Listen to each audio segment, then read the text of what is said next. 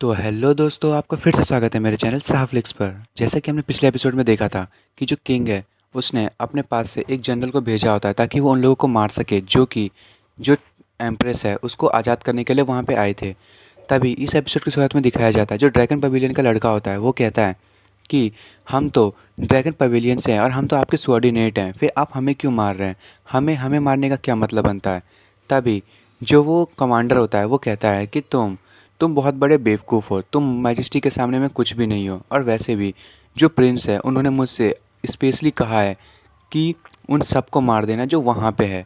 भले ये चीज़ किंग ने ना कही हो, पर किंग को कौन बताने वाला है कि तुम लोग जो हो उसको वो मेरे हाथों से मारे गए हो।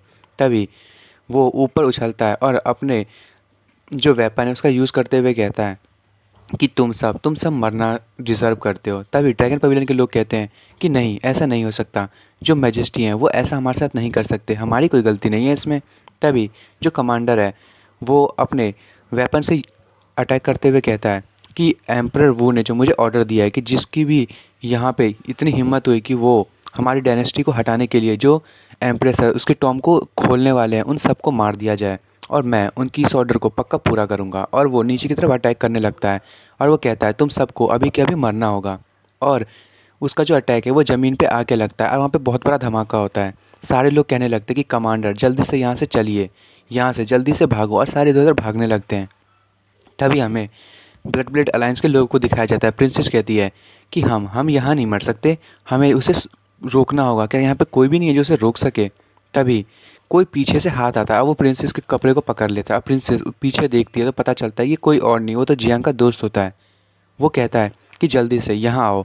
और तभी जो प्रिंसेस है वो मन में सोच रही होती है पर यहाँ पे बहुत सारे एलाइड डिसिपल्स हैं जो बहुत सारे अलग अलग सेक्ट से आए हैं, और यहाँ पे बहुत सारे कल्टीवेटर्स हैं और एंसेस्टर रियल्म के बंदे हैं। वो सारे मर जाएंगे तो इस कॉन्टिनेंट का क्या होगा? तभी दिखाया जा रहा होता है कि बहुत सारे लोग जो हैं वो मारे जा चुके होते हैं, और जो सी एम्परर सेक्ट के लोग होते हैं वो भी लड़ाई कर रहे होते हैं। और उसका जो लड़का होता है जो सी एम्परर सेक्ट का होता है वो कहता है नहीं, मैं जो सिर्फ चाइना सी है वहीं पे जाके मरूंगा, मैं यहाँ नहीं मर सकता। और वो जो कमांडर है वो उस पर अटैक करते हुए कहता है ओ इडियट, तू मरेगा यहीं पे। और वो अटैक करता है जिससे उसकी जो अटैक होती है मतलब उस लड़के की वो सारी टूट जाती है। और वो कमांडर कहता है कि तुम मरो, और वो अपने वेपन को उसकी तरफ थ्रो करता है। और जहाँ पे वो थ्रो करता है वहाँ पे एक बहुत बड़ा धमाका होता है।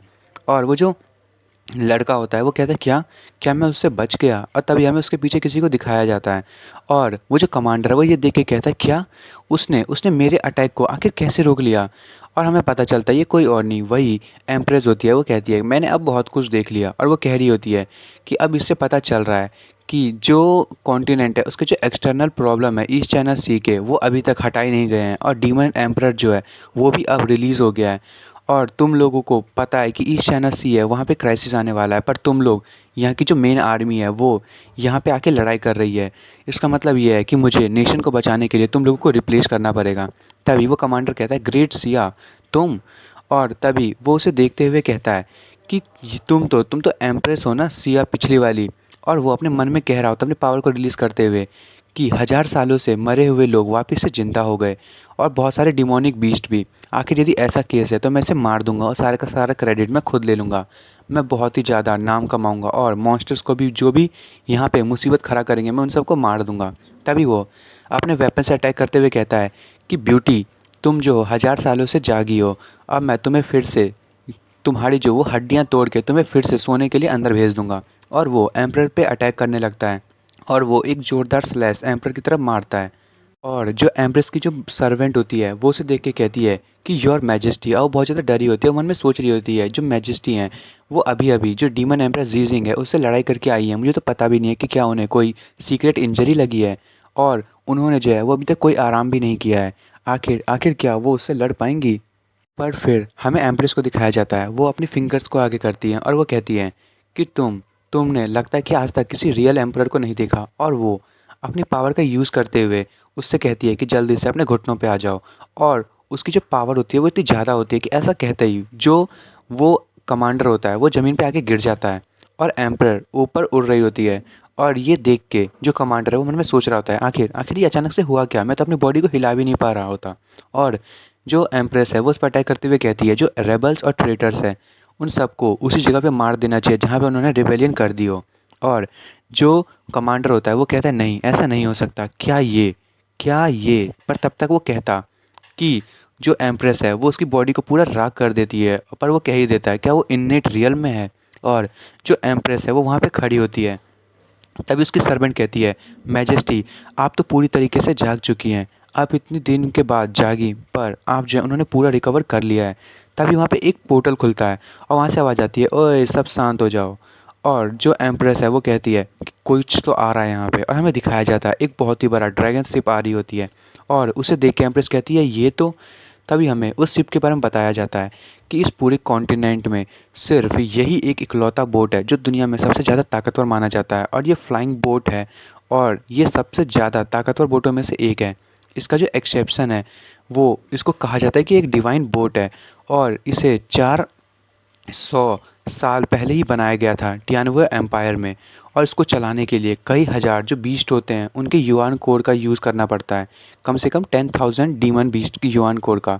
और इसके पास जो वेपन लगा है वो एक इन्नेट रियल्म के मास्टर्स को आसानी से मार सकता है। और तभी जो जियांग का दोस्त होता है वो ये देख के शॉक हो जाता है, वो कहता है अरे यार आखिर ये कहाँ से आ गया, और ये इतनी बड़ी चीज़ यहाँ आ कैसे सकती है। तभी प्रिंसेस ये देख के कह रही होती है कि मैं नहीं जानती कि ये मॉन्स्टर और बीस्ट वो तो इसको मतलब बीस्ट को मारने के लिए बनाया गया था, और ये तो ईस्ट चाइना सी पे होना चाहिए था।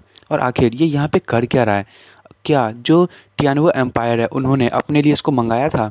और मुझे तो ये भी नहीं पता था कि ये एक एग्जिस्टेंस में है, मैंने तो सोचा था कि ये सिर्फ एक कहानी है और जो जनरेशन्स है वो लोगों को पास हो रही है, पर ये तो सच में है और ये तो बहुत ही ज़्यादा ताकतवर लग रहा है।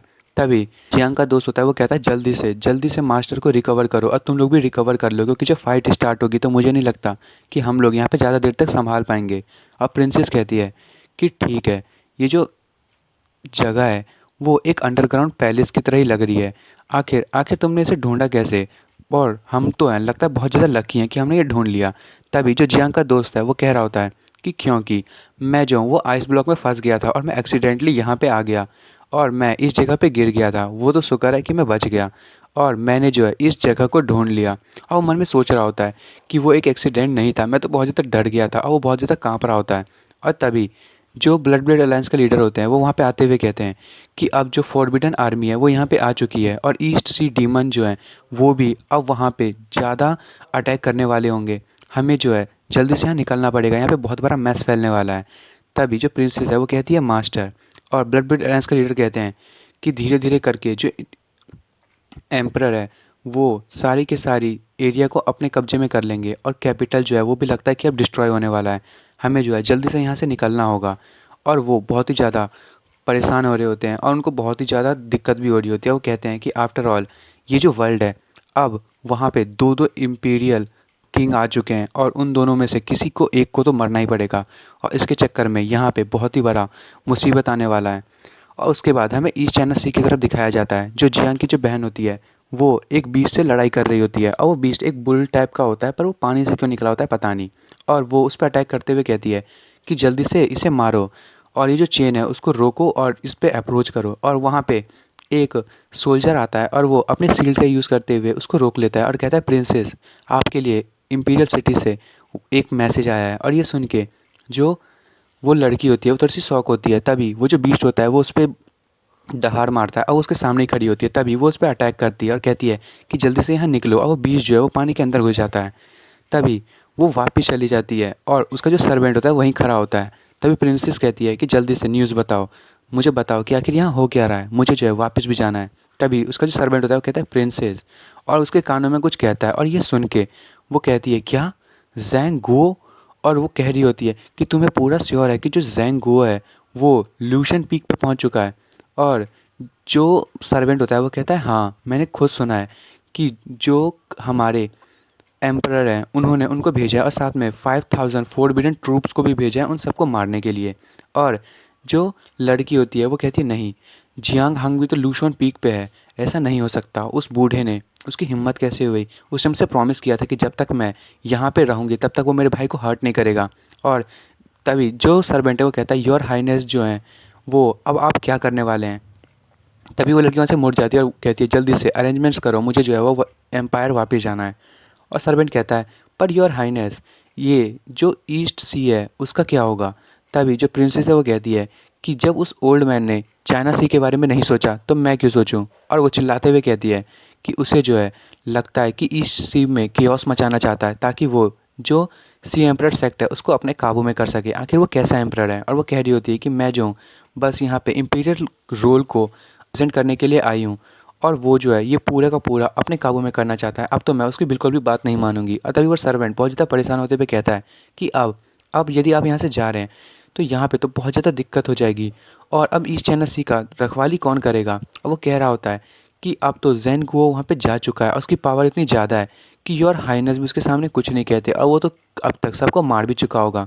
तभी जो वो लड़की होती है वो कहती है जल्दी से अरेंज करो, मुझे जो है कुछ इंपॉर्टेंट काम करना है। और वो कह रही होती है कि मुझे लगता है उसे यूज़ करना पड़ेगा और मुझे भी लूशोन पीक पे जाना होगा। और वो रोते हुए कह रही होती है कि मैं बस चाहती थी कि वो जो है वो सिर्फ शांति से जिए मेरा भाई, पर उसके चक्कर में जो किंग है उसके चक्कर में ऐसा कुछ भी नहीं हुआ। मैं जल्दी से कैपिटल वापस जाऊंगी और देखूंगी कि मैं उसे बचा सकती हूँ कि नहीं। तभी जो जियांग का हार्ट जो है वो ज़ोर से बीट करने लगता है। वो कहता है ये फीलिंग तो लास्ट टाइम मुझे रुक्सी के लिए हुई थी और रुक्सी तो अब मेरे सोल पैलेस में है नहीं, तो फिर ऐसा हो क्या रहा है। फिर हमें शू को दिखाया जाता है। वो कहती है कि क्या क्या तुमने अंडरग्राउंड पैलेस का जगह ढूंढ लिया बाहर जाने का यहाँ से। तभी जियांग जो है वो एक ट्री पे हाथ रखता है और कहता है कि हाँ हम यहाँ से बहुत ही जल्दी बाहर निकलेंगे। और दोस्तों मैं जो इस एपिसोड को यहीं ख़त्म कर रहा हूँ। अब अगले एपिसोड में देखेंगे कि जो जियांग है वो यहाँ से बाहर निकलेगा और वो जो बोट है अब उसका होने क्या वाला है। और दोस्तों आपको मेरी वीडियो पसंद आई हो तो मेरी वीडियो को लाइक एंड सब्सक्राइब करना ना भूलें। Thank you for watching.